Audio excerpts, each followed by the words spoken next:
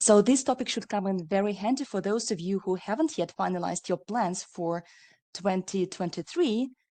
But before we dig in, I must remind you that this session is being recorded. We just started the recording, and we will share the recording with you after the webinar. When sending questions or comments, please send them to everyone unless you target a specific individual. And as you already know, you have been muted by default when you logged in. However, if you would like to join a live discussion, and as you know, we always welcome you, we want to have a live discussion with you. So please raise your hand and we will unmute you. And of course, we would be most grateful if you could share your thoughts about today's webinar, the speaker, the topic, and recommend future topics for 2023. So a quick overview of the events coming up in the next couple of months. First of all, the LPI, an IFC partner, is inviting everyone to the webinar where they will talk about LMS systems. The webinar is scheduled for January 19th, and participation in the webinar is free. So the link to their webinar can be found on GLC in the events section. Next, many of you reached out to us inquiring about the instructional design course. Well, I'm very happy to let you know that this course is finally available. It is titled as Designing and Developing Learning. And Margaret Jackson, whom many of you know as a master trainer in facilitating learning, is also a master trainer in designing learning. She will offer the first Designing and Developing Learning course in January. This course will be spread over 12 weeks, and the expected time commitment per week will be 2 to 5 hours. So if you're interested, please check out the announcement in the GLC calendar of events. Another training to be offered by Margaret is a 3-session advanced online delivery skills training. This course is designed for anyone interested in improving their online facilitation skills and covers topics such as getting people to engage more, holding participants' attention, adapting in-person material for online terminology, and so much more. Finally, we have 2 facilitating learning online and in-person courses coming up. Both of these will be conducted online. So the first one is offered by Adiola Babatunde, and she is starting off her course in February 2023. And the next one will be offered by our duet of master trainers, Adora Ayoade and Jonathan Ikialumba. And they will launch their course in March 2023. And one last announcement, if you're already an experienced instructional designer and know how to work in RISE, we invite you to apply for the instructional design consultant position at IFC. The deadline to apply is December 21st, and I will share the link to the terms of reference in chat in just a minute. And I hope that Sandra is already getting ready to present. Again, we apologize for some technical difficulties, but in the meantime, I would like to present you. Well, to welcome back, actually, Sandra, because this is not the first time that she will be presenting on the GLC platform. So Sandra is an IFC certified master trainer. She is also an IFC LPI TPMA trainer and assessor. She's a certified transformational coach, and she's a certified team and group coach. She has over 16 years of professional experience, and in 2013, she received an HR award in recognition of her mentoring roles. She is known to many of you as the Oracle. So Sandra, if you're ready, then the floor is yours. Please confirm if you can hear us.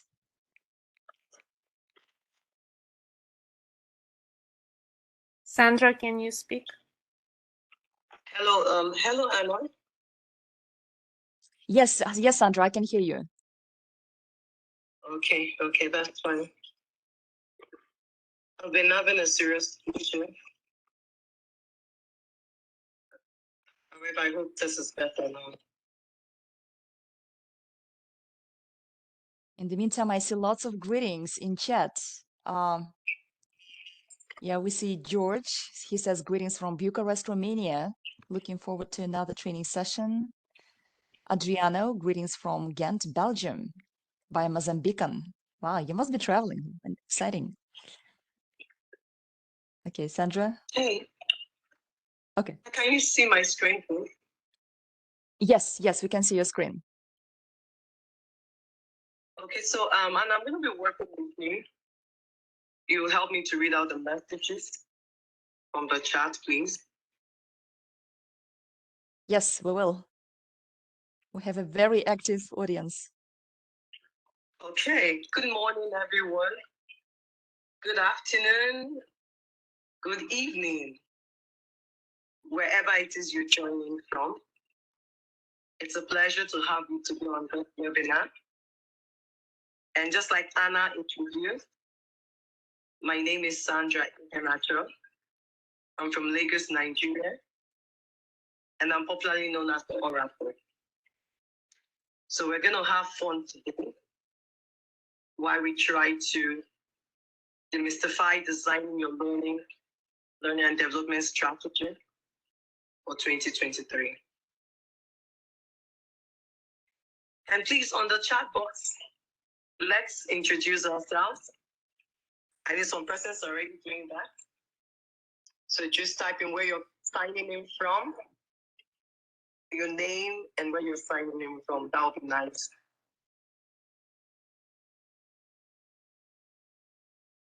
So I am your facilitator. And I would want us to take a poll. Though the poll has not been uploaded, so we're going to do this manually.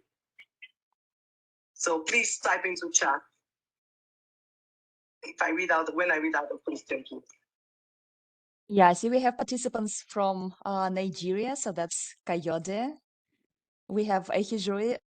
Oh, so sorry. Whoa. I can't catch up with the chat. 1 second.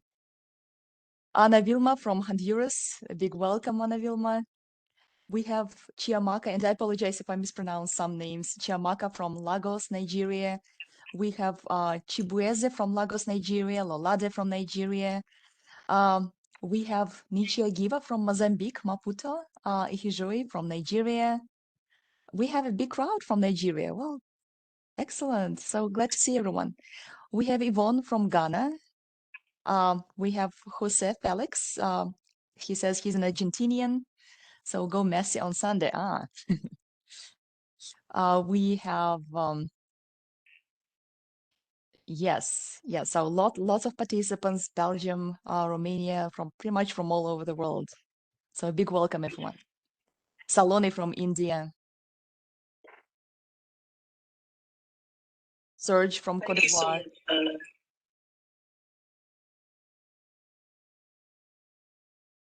Thank you so much, Anna. So just so people, we're going to do a poll now. What motivated you to come on this webinar? Do you want to type into chat?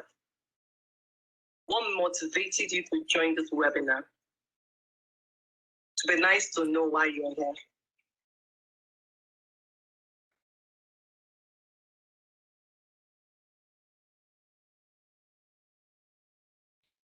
Well, I guess one of the reasons would be that Messages on the everyone is chat. getting ready to celebrate 2023. And yeah, I see that Kayode he would like to validate what he thinks he already knows about L&D strategy.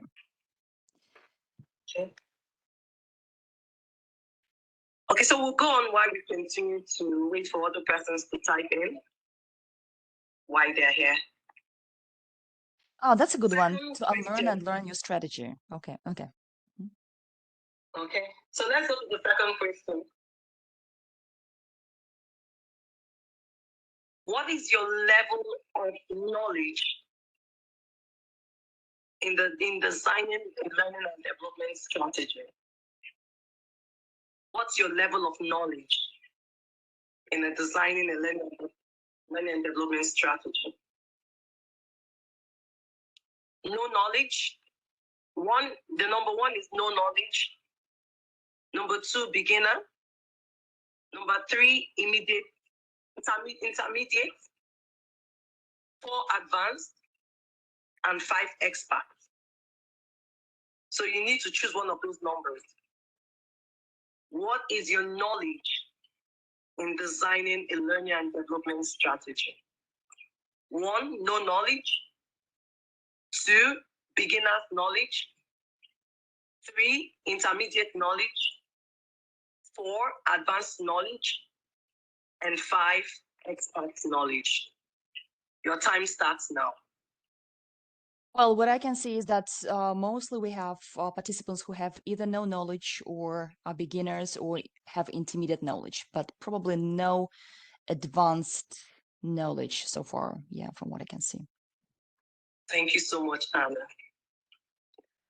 So the third poll is now on skills. There's a difference between knowledge and skills. Now, what is your level of skills in designing a learning and development strategy? 1, no skill. 2, beginner. 3, intermediate. 4, advanced. And 5, expert.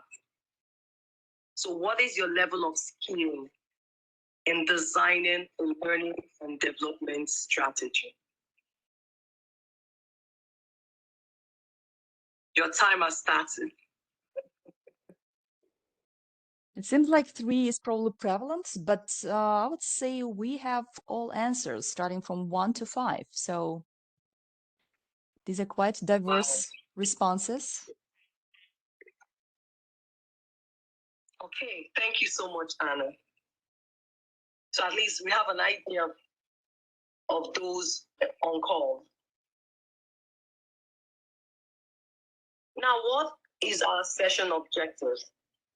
Our destination for today? By the way, that's me, the Oracle, having my vacation at the Seychelles Island.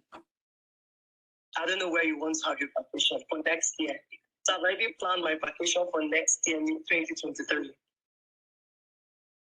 So by the end of this session, you should be able to explain what an L&D strategy is and why it is important.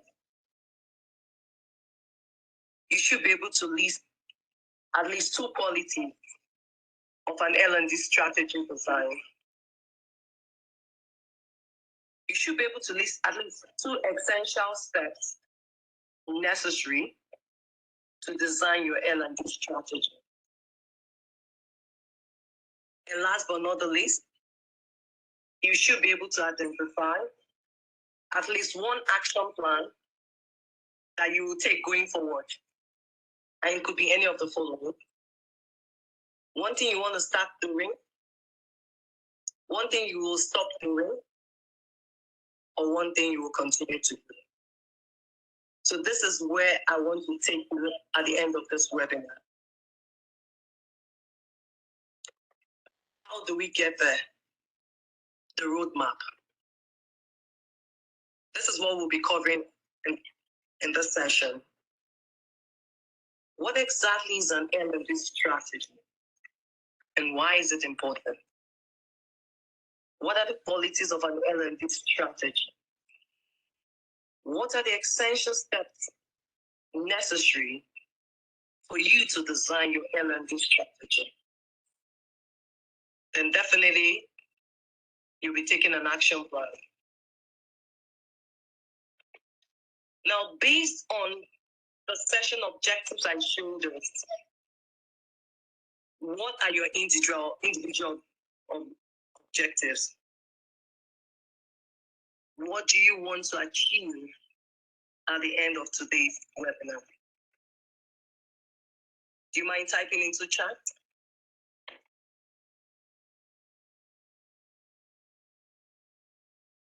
Based on our webinar topic, which is designing your L&D strategy for 2023. What are your individual objectives? What do you want to go out of this webinar taking with you?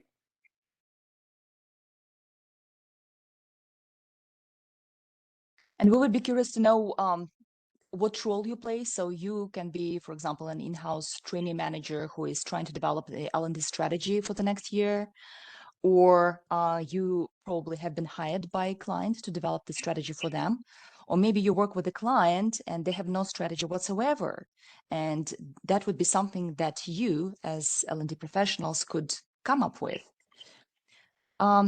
So I see some responses: to be more effective in selecting courses that fit my needs and then pass the knowledge to my clients. Okay, to gain more knowledge and better skills than my present level in doing an L&D strategy.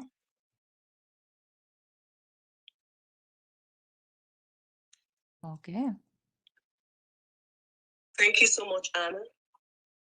Maybe we'll continue while we allow the rest persons to type into chat. Please feel free to call my attention if you need to.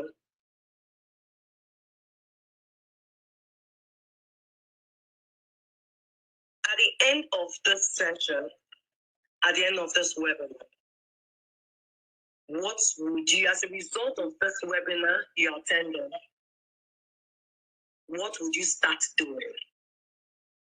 So now benefit has to do with advantages. So after learning and listening on how to design your learning and development strategy for 2023, what is the advantage for you? What would you start using it to do? What will be the impact from what you've learned today? So that is the meaning of benefit. So what is the benefit you want to derive from attending this webinar? Kindly type into chat.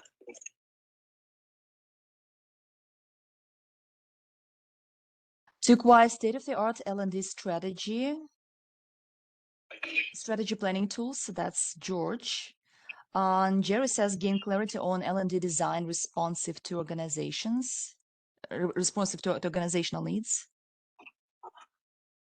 To adapt the L&D methodologies. All right. Okay. Thank you so much, Anna. Now we go straight into the learning and development strategy. I'm sure the question might come up: why, Sandra? Why exactly did you want to talk about learning and development strategy? Why am I taking this webinar today? I've been an employee, and now I am an employer. So in the various years when I was working in various organizations I worked, I noticed that we did not have a learning and development strategy. I didn't even hear anything about the learning and development strategy. What we had was during the appraisals, you asked for what are the needs, the need gaps as a result of by the end of the year. And the next year you're being sent for training, sent for different trainings, even the trainings you don't want to attend. Even the trainings are when you get and you're like, wow, what am I doing in here? What am I doing here? Why was I sent for this training?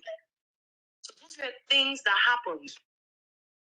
Now, when I started working on my own, I became an entrepreneur as a consultant.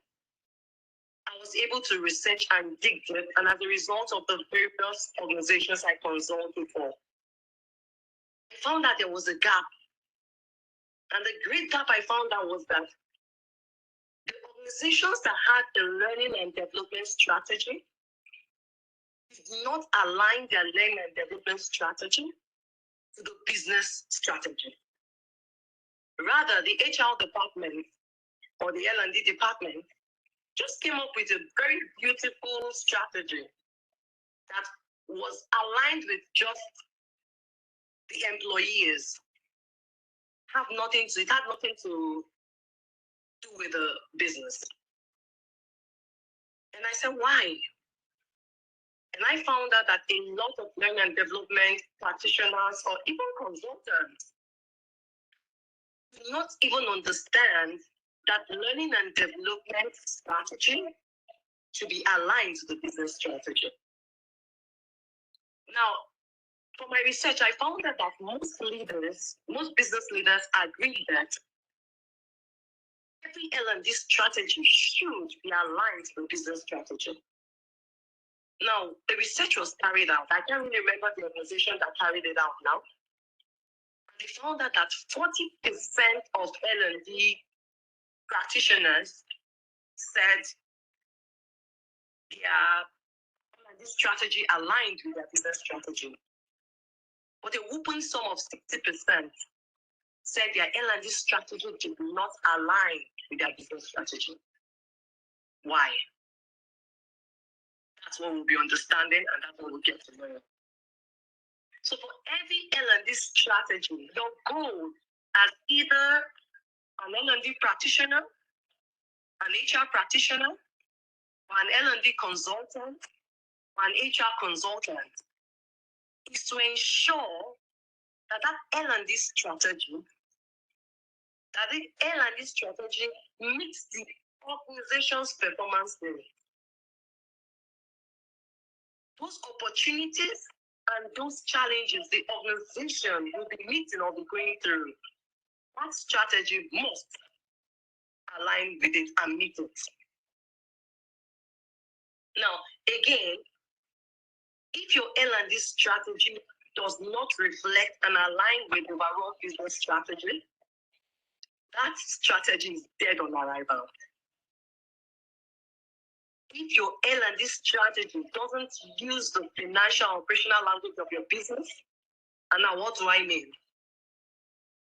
You must be able to consistently measure and evaluate your L&D strategy. That is when it can be speaking the financial and operational language of the business. And if it's unable to do that, it is dead on arrival. As we move into and we continue in this session, start having it at the back of your mind. Start doing a bisecting and assessing. Does your L&D strategy, if you have one, does it meet your organization's performance? Is it aligned with the overall business strategy? Does it speak the business language? Does it speak the financial language? Does it speak the operational language? If it doesn't, it is dead on arrival. And so this leads us to discuss what exactly is a learning and development strategy. Is there anybody that wants to type into chat? Or mute your microphone. You can, I think, raise up your hand, Anana, and somebody can, you can unmute the person's mic. Is that okay?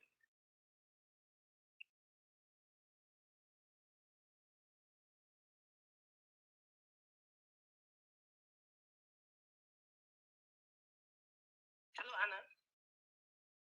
Anna. Yes, Sandra. So I don't think I see any raised hands, but okay, George. George has raised his hand. George, I'm gonna unmute you. Okay, go ahead. Hello, everybody. Can you hear me? Hello? Yes, George, we can hear you. Okay. Thank you, Sandra. Thank you, Anna, for this interesting training session. I just want to state that I do have extensive experience in strategic planning, including business planning and also designing strategic training component of the business planning. So I want to underline the fact that the business strategy of a company has several components, and one of the components is the HR strategy that contains also, that refers to the training plan, the let's say 4-year or 5-year strategic training plan, and each year planning for training. And this is also related to the yearly budget for the training plan. which is derived from the strategic objectives of the business strategy of the company. So there is this idea that the training strategy, the long-term training strategy, and the yearly operational plan in the area of training are very important support instruments for achieving the strategic objectives of that are set in the business strategy. Thank you. Thank you so much, George. Spot on. Thank You're you. welcome. You're welcome. However, so to add and to build up on what George said, now, if you go to the GLC platform, blogs, you see that I did write a blog on an article on the difference between the training and learning and development. So this is not what the webinar is all about. However, I want to put it up now. Training and learning and development is not the same thing. Training is a component of learning and development. Training is an activity that addresses a specific need, unlike the learning and development, which is a series and a combination of activities that achieve various objectives in order for the business to meet its organizational goals or business goals. So training is a component of learning and development. So I'm going to expose more on that when we get to what are the qualities of the learning and development strategy. So let's move on. So thank you so much, George, for your contribution. So what exactly is a learning and development strategy? And why is it important? Why must an organization have a learning and development strategy? Is it necessary? That's what we'll be looking at now. So you could say an L&D strategy, which is a learning and development strategy, is an action plan that identifies your organization's development needs. And it identifies how you will use your people to meet those needs. So in other words, an L&D strategy is a document that shows and lists out an organization's needs, and it speaks to how those needs can be met in order for the organization to achieve its strategic objectives. So that is what an L&D strategy is. Why is it important? Now let me go back to my experience. When I was in the paid employment, we had a situation whereby, well, I never had coaching experience because we were not doing coaching in some of the organizations I worked. We're not even doing mentoring. We're not even doing job shadowing. The development that was being given to us was to send us on training. Sometimes we are sent on training we don't want to go. Sometimes they send us on training, we use that as an opportunity to go and buy things, to go for shopping, whatever, and all that. So can you imagine an organization that keeps sending its employees on training and they keep asking themselves, what exactly am I doing in this training? I don't need this training. Why did HR send me to the training? And most times I just pity HR. But really, is it HR that is sending you to the training?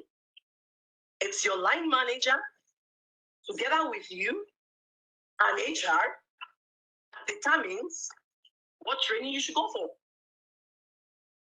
HR just facilitates the process. The main process is between the individual and the line manager. So when an organization that has a learning and development strategy that covers and encompasses coaching, mentoring, launch and sessions,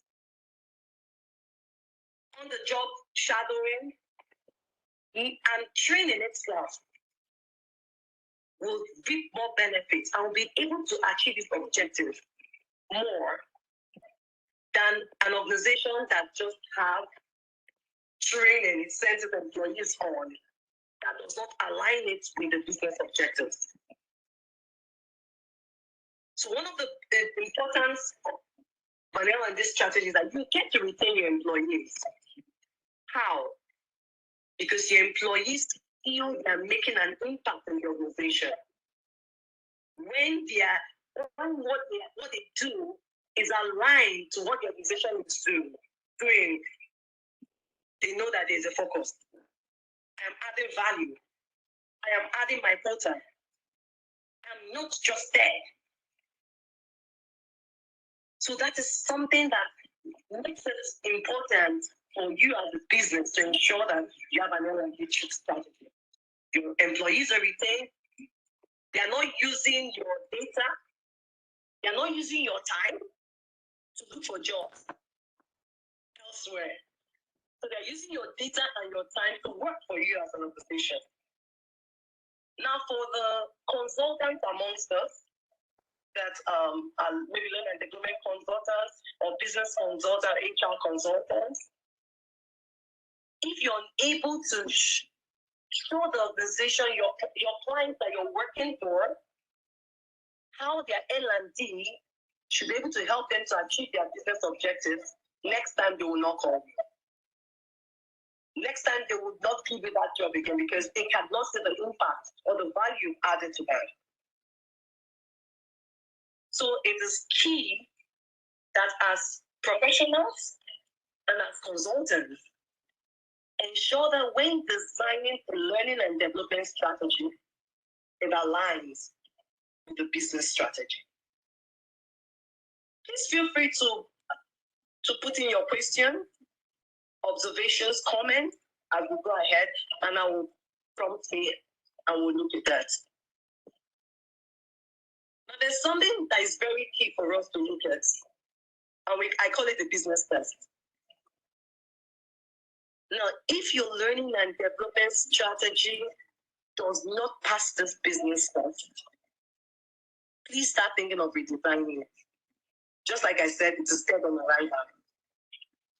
And the business test is made of what I call RAM. Relevance, alignment, and measurement. Now, what does RAM say? If your L&D strategy is unable to meet the challenges of the business or the opportunities the business is thinking of taking up on, then there's a problem. If your L&D strategy does not align with other strategies in the business, maybe for instance, the operations, the production, admin or finance, name it, which other departments you have in your organization, there's a problem already. If you cannot measure if your L&D strategy is achieving its objectives, then there's a problem. As I'm speaking to you now, for those of you that already designed your L&D strategy, kindly use a mirror and mirror your strategy now. Is it relevant?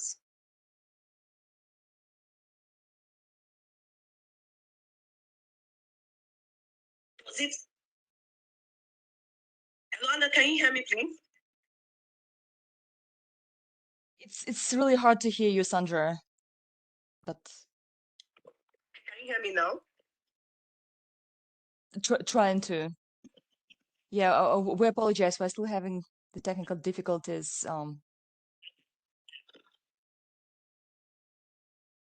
Is it better now? Pretty much the same.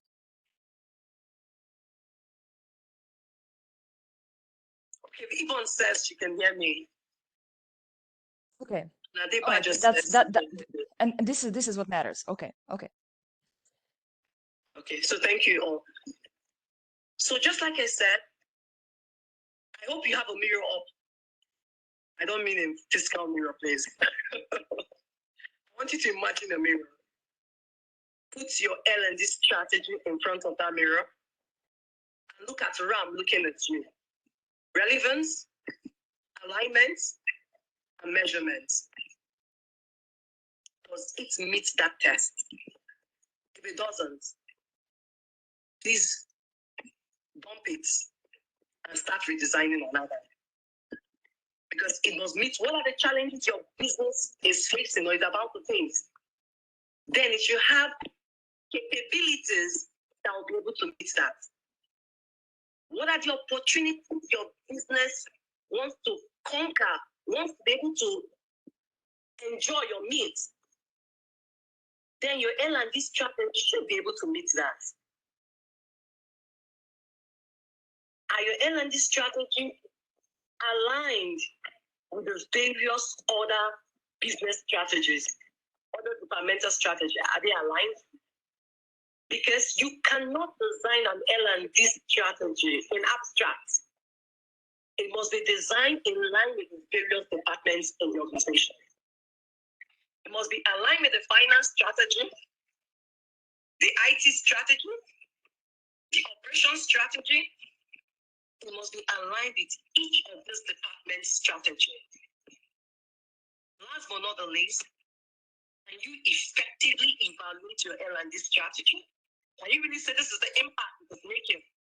Can you really show me and tell me or show the business that this is the impact that our L&D has made in the business? Because most times I see people, HR and L&D, we don't, most times don't use numbers. We shy away from numbers. But that story and narrative is changing. And it has to change. You should be able to use numbers. What is the impact of L&D to the business? Okay, so we'll move forward. Move on to the qualities. Qualities of your L&D strategy. First quality is it should be designed around what the business wants, not what the L&D department wants.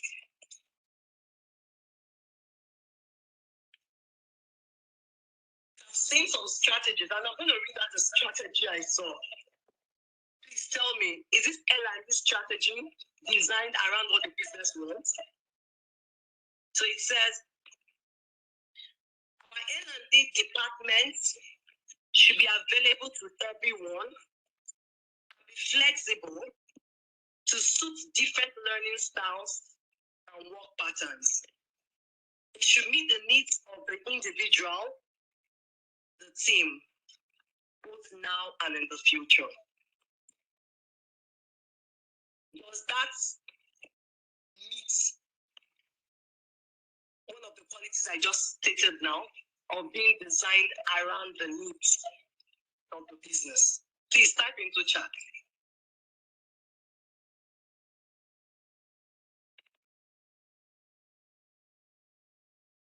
And I'll read that again. Our learning and development department should be available to everyone, flexible to suit different learning styles and work patterns. It should meet the needs of the individual and the teams, both now and in the future. Is that a quality of a great learning and development strategy? Based on number one. Can you type into chat yes or no?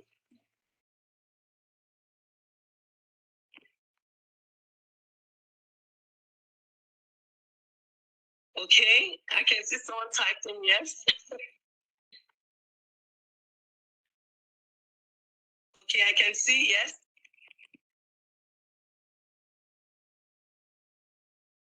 Okay, thank you for those that have typed in. And thank you for typing. However, I'm going to bust your bubble. It does not meet the policy of an L&D strategy. Why? Because it is talking about the L&D itself, the L&D department. And it's talking stories. It's not talking about the business. Now, in designing your L&D strategy, you must do what we call outside in strategy, not inside out strategy. Now, outside in means from the business to L&D department, not from L&D department to the business. Meaning that when you're thinking of designing your strategy, the first thing that should come to your mind is the business. All the skills and all that, that's not it. That's not primary. That is secondary. The primary thing is, what does the business need now? Because if you start with the skills that you need or the behaviors you need, at the end you find out that it's not in line with what the business wants.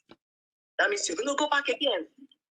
And that is why so many organizations are not meeting their business objectives. So now, we are doing a mind shift now. You're going to start from outside in, not inside out. Outside in meaning, what does the business want now? From there, you're able to find out what are those skills, the behaviors, or the knowledge needed to meet those objectives. I hope I've made myself very clear. I hope busting your bubbles did not hurt. So that's the first thing you look at in the quality of an L&D strategy. It should be designed around what the business wants, not what the L&D department wants. So that's what I read out to you is what the L&D department wants, not what the business wants. The business is not talking about the different learning styles or the work patterns. That's not what the business is saying now. What is their priority? If the business is saying we need to be digitally inclined, now you go in now. What are those capabilities we should need as a business to be able to solve the priority of the business saying that we want to be digitally inclined? That is how we go. So we'll move on quickly. The second one is your L&D in joint ownership between the various business units? Now, just like I said earlier on, designing the L&D strategy is not left for the L&D department or the HR department. It's a joint ownership between the L&D or HR department and the various business units. For those that are consulting, please take notes. So when designing the L&D strategy, you're looking at every other business unit in the organization, not work abstractly. There must be joint ownership. And the third one is enabling the 70-20-10 learning framework. And I'm sure I'm going to bust some bubbles again. Now, the 70-20-10 framework, what does it say? 70% of learning goes on the job. 20% of learning occurs between interactions and collaborations among employees, we call social learning. Why 10% is through formal learning interventions, which is like the training. So just check this out. Only 10% is as a result of training. Can you beat that?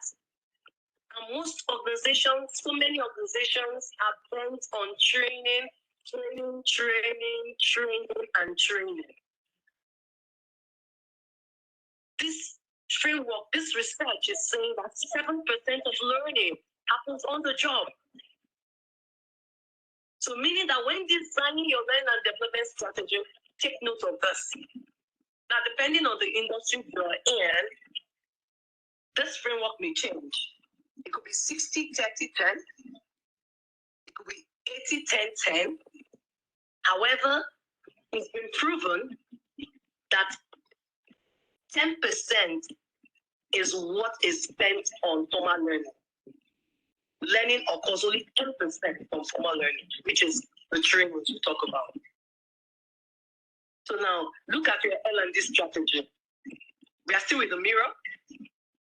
Does it follow this framework, 70, 20, 10?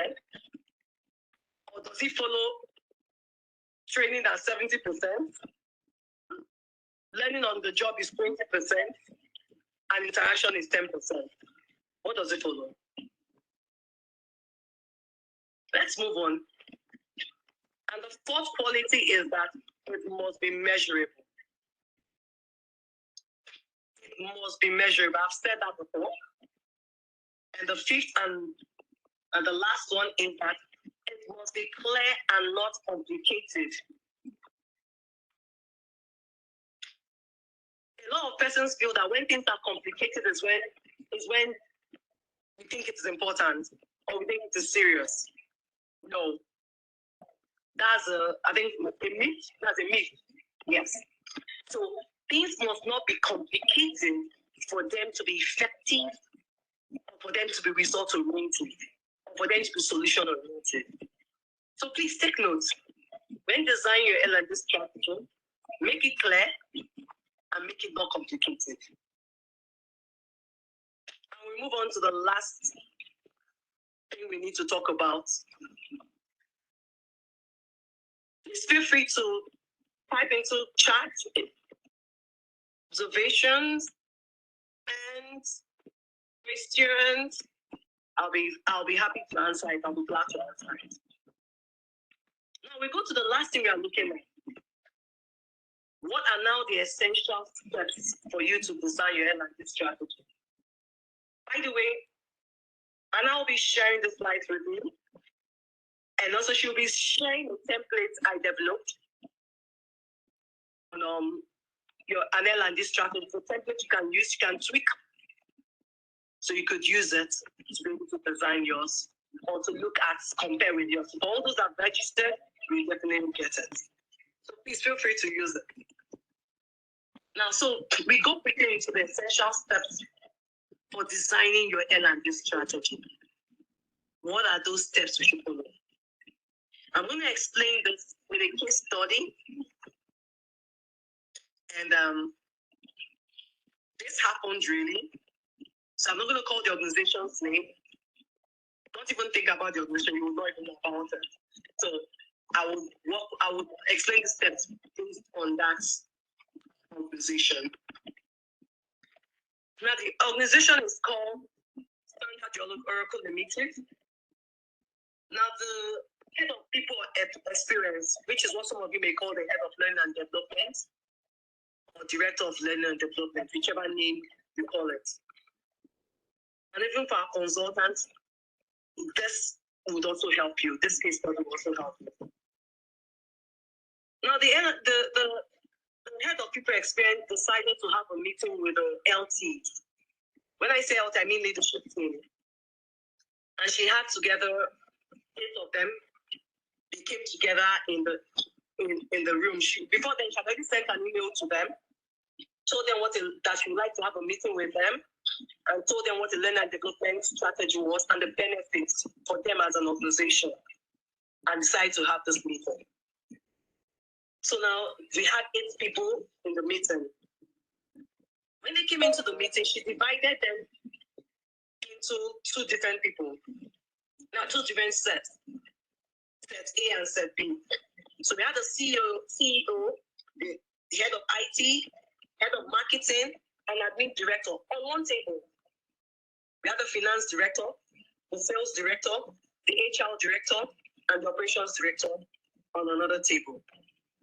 And she told them the essence of this meeting was for her to get information from them, gather information from them that would help her and her team, which is learn and development team, to design their learn and development strategy for that year. Now, before that, during the management retreat, the organization found out that, okay, so by the way, the organization is into data analytics. They provide cloud-hosted data analytics. And because of COVID, they found out that a lot of people needed technology. Some, the need for technology had increased to 50%, some increased to 80%. And they found out that the technology they were using was updated, and so they needed to get a new technology.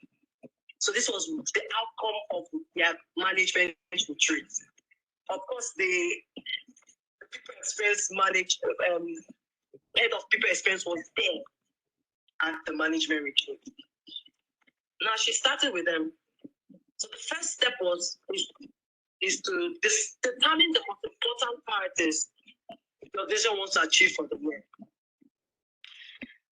Now, what does the management want to achieve for that year? We're entering 2023. I don't know if some of you have had your management retreat or you're going to have it at the beginning of the year. For those consulting, I don't know if the people you're consulting for your clients, if they had their management retreat, have they determined their priorities for 2023?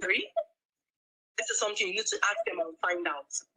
What exactly is very important and key to them? So at the meeting, we're having deliberation. These two different people had different priorities, and they shared it with Sarah, which is the head of people expense, which is the L&D manager. She told them, no, these are two different things. You need to go back, agree, and align, and come up with one. You must have an agreement. So she gave them time again. They went through it again, and they came up with their main priority for the year. So the first thing you must do in designing your L&D strategy is you must discover, you must determine what exactly is the most important priority your organization wants to achieve for that year. It must be very clear. It must be very distinct. It must not be ambiguous. And everyone on the leadership team must understand that. So they were able to do that. And this was what they came up with. They said they wanted to recruit their online analytics delivery platform with more current and better technology. After all the discussions, they agreed that this was their priority for the year. Let's say for 2023 now. This was their priority for the year. Now, when they have come up with that, the next thing is what? Turn that priority into a smart goal. Specific, measurable, achievable, relevant, and time-bound. Do not leave it just as a priority. It must be turned into a smart goal so that you'll be able to measure when it's being done. So I'm going to share this with you. So I'm not going to tell you everything about it because it's a long case study. So I'm going to share that with you. However, I just wanted to use this to explain the steps, at least to have an idea. And I need to wrap this in 5 minutes to give time for questions. The second thing is now determine the actions the organizations need to take to successfully achieve the business goals defined from the priority. So define from the step 1. Whatever those goals are, now what are the steps or the actions that you as an organization must take to be able to achieve those business goals? That is very key. So what are those things? And the third thing is determine the capabilities. Now, when I say capabilities, what do I mean by capabilities? Capabilities has to do with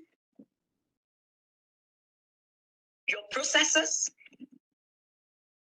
the human abilities, your decision making, your technology, your skills. These are what I call capabilities. Because capabilities are the criteria that organizations use for taking organizational decisions. Capabilities are those things that make you different from every other organization, that make you different from your competitors.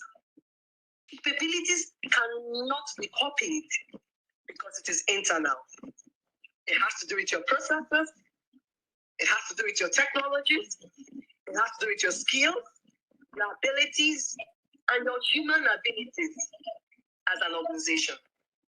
So the next step is that those capabilities your organization needs to be able to deliver on step 2, to be able to deliver on those actions and steps that are needed to achieve those business goals. You list that out. It must be determined. After that, what's the next step? You go to what are those, what is the knowledge, the skills and behavior the organization needs to have the required capabilities in step 3. This is very key. What should they know? Should they be able to do? What behavior should they be able to portray in order to be able to achieve, get those required capabilities we talked about in step 3? Now the next step after step 4.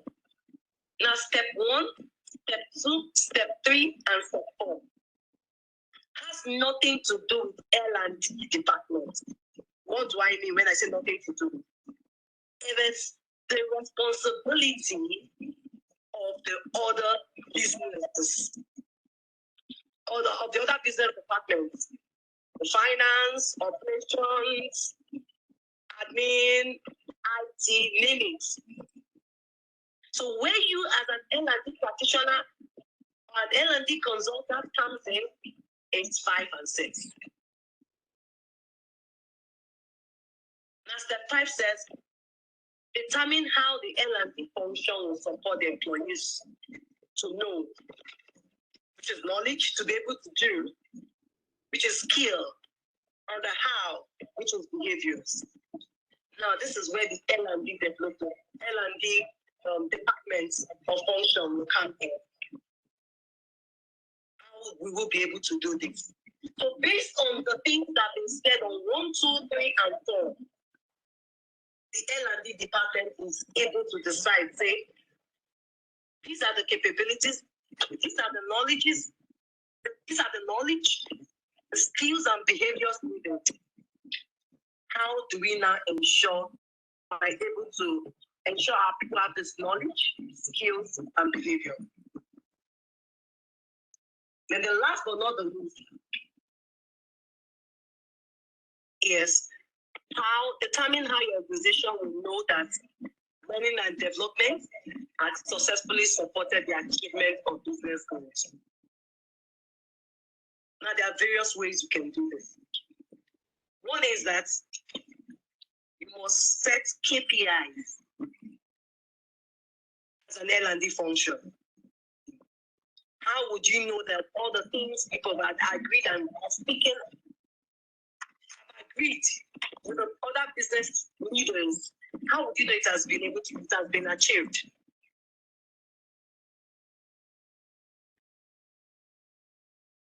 In every meeting, L&D must be there to be able to gather information, because you must gather information.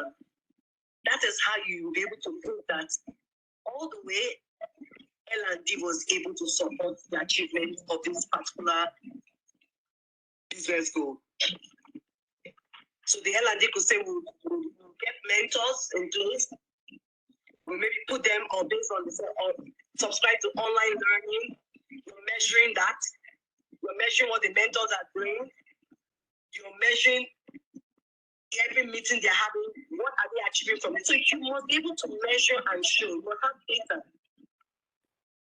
So with these 6 steps, this is how you're able to come up with your L&D strategy. based on the case study I did, I'll be sharing well-designed L&D strategy from these 6 steps. And I'm going to share that with you. And there's no how the business leaders will now say, what is L&D doing?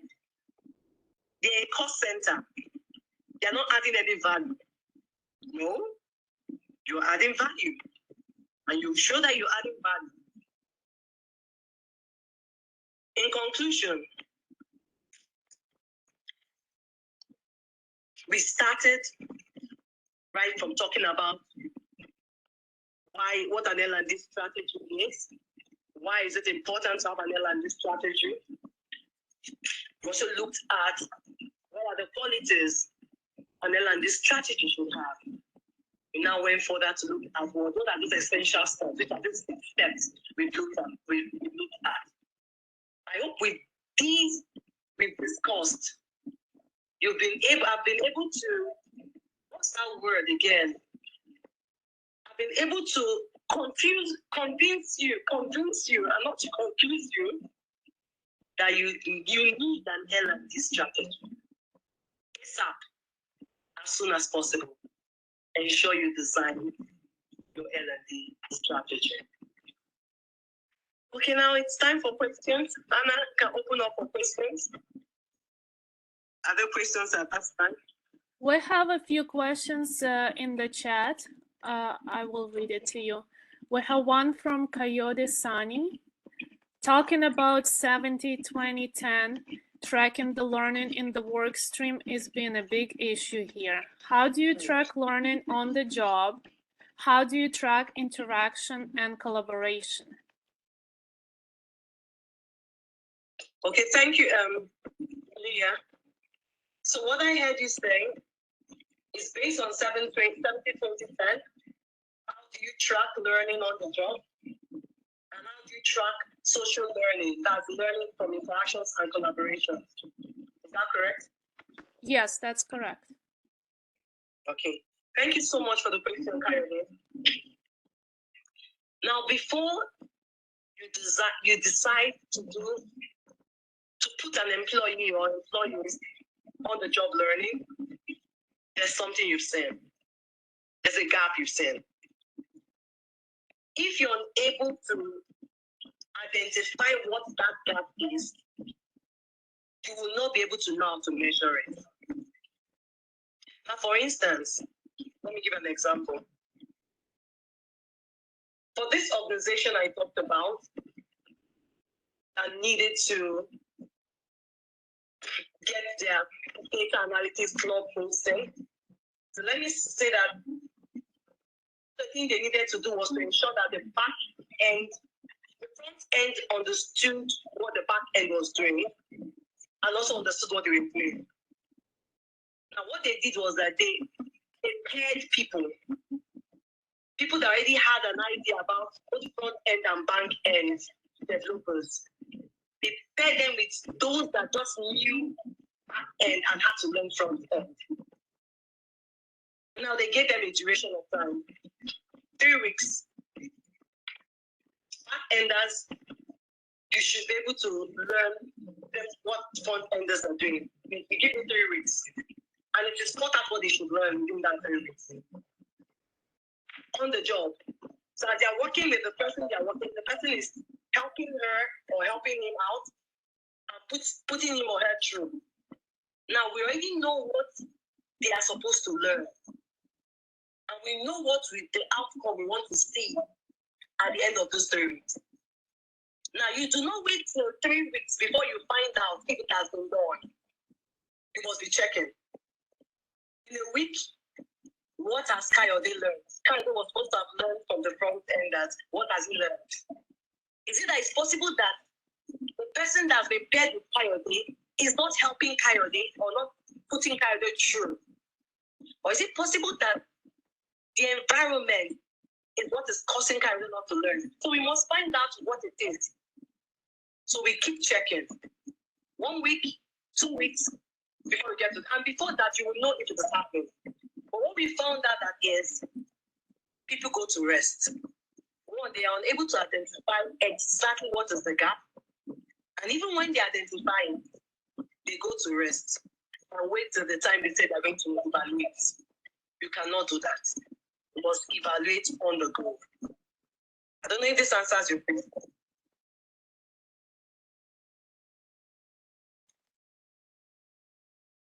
Okay, thank you, Sandra. There is another question from Adriano. Is this 70-20-10 learning framework applied in any organization, irrespective of its development stage, size, and skills level of the personnel? So thank you so much for who asked the question. Adriano. Now, just like Adiola, okay, thank you so much. So just like I said when I was speaking, depending on your industry and depending on your organization, 70-20-10 framework will tweak. And I think I gave an example of what an organization might be doing: 50-30-10, 60-20, 60-30-10. So depending on your organization, you need to find out what is working for your organization. However, research has found out that the least learning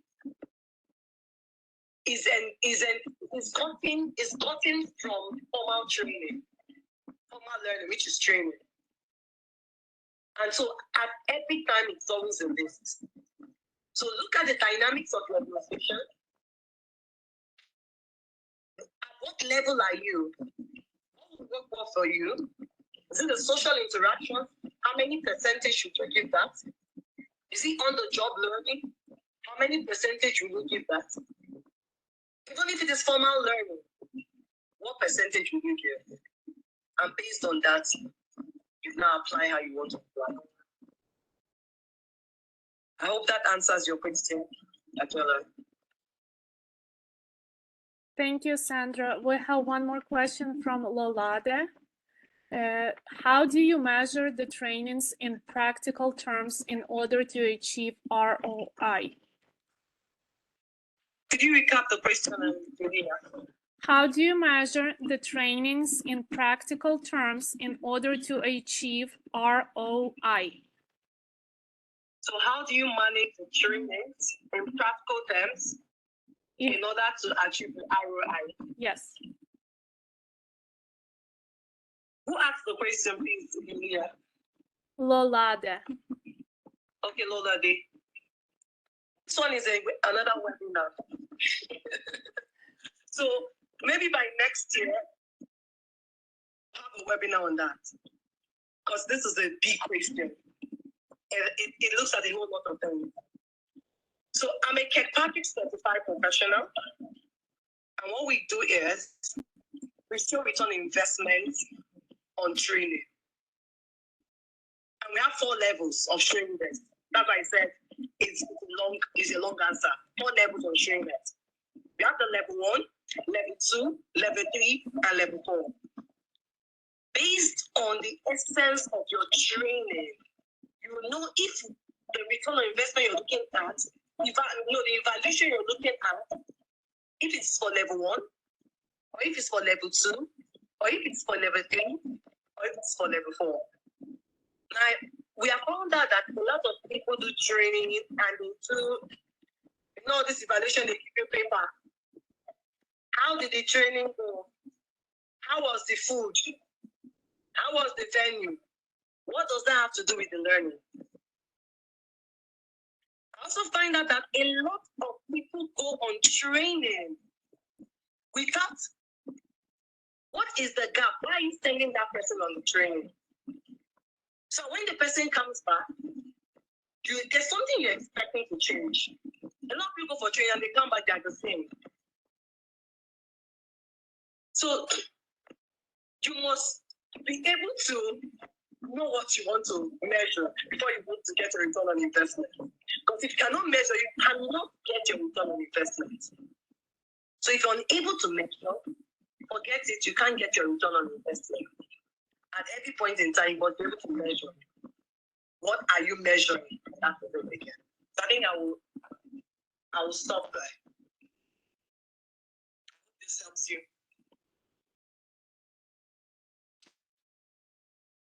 Thank you very much, Sandra. Okay, thank you, Yulia.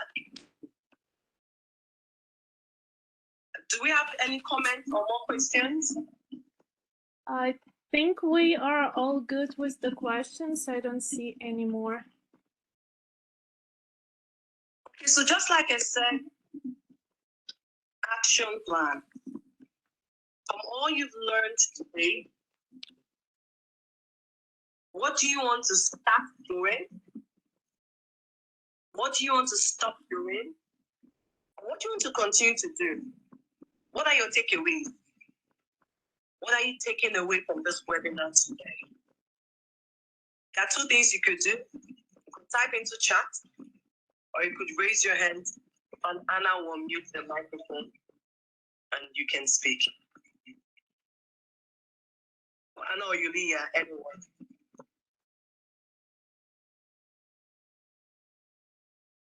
If anybody wants to comment, I see Benedicta. I'm unmuting you. Go ahead, Benedicta.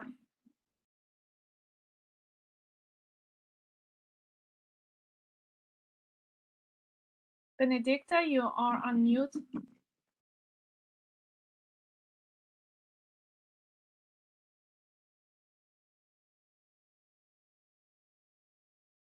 I guess not.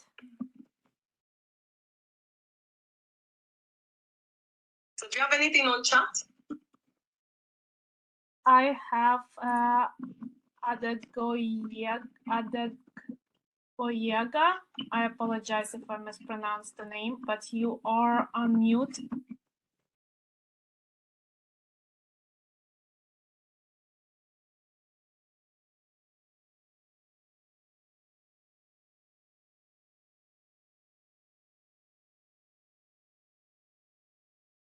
Can you hear us? Go ahead, you're on mute.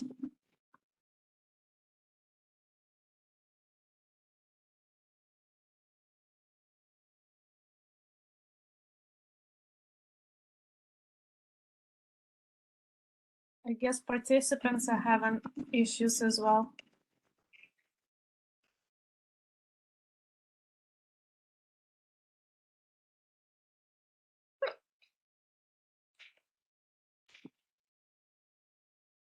So I guess the network is it's not favorable for us all today. Yes, I guess WebEx is not very friendly today. It's not friendly, so sometimes it does happen. So if you can hear me clearly, please you can type into chat. What are your takeaways?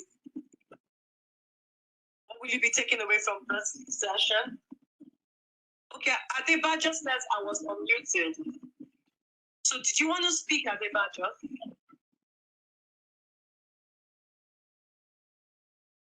Okay, said yes. Yes, you can go ahead and speak. You are not mute.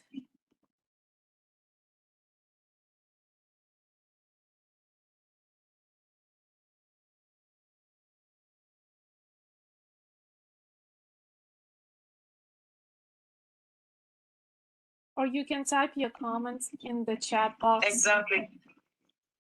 Adibajo, we can hear you. However, if you want, you can type into chat. Yulia can read it out for us. We sincerely apologize that we cannot hear you.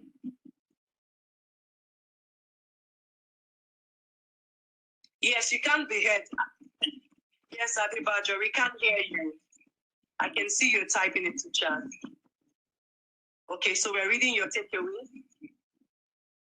As Adibajo types, any other person, please type into chat. What are your takeaways?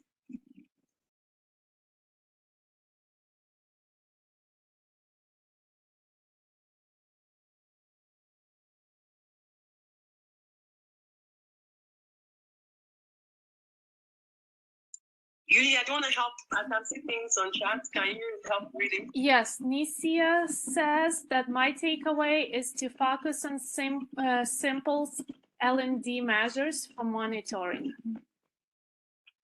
Thank you.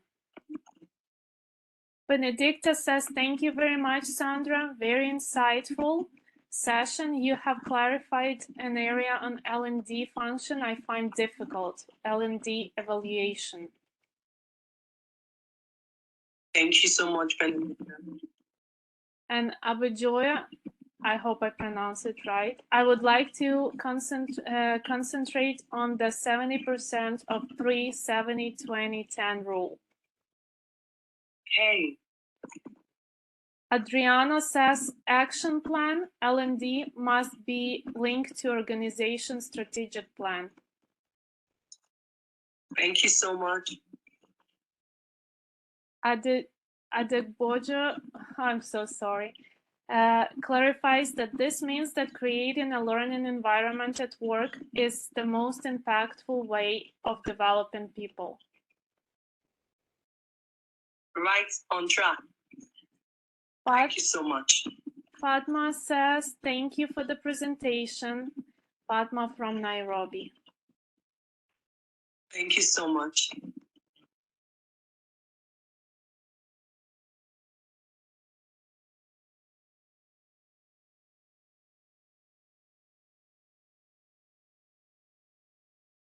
Yulia, do we have any more comments? We have a thank you from Ehizoja. He thanks you. Okay. Thank you so much. Okay, so we're going to conclude with saying old ways won't open new doors. I need you to get that. Old ways won't open new doors. What is going to open new doors for your organization or for your clients, for those consulting? New ways are the only ways that would open new doors. So if you want to open new doors for your organization, start doing things differently than what you were doing before.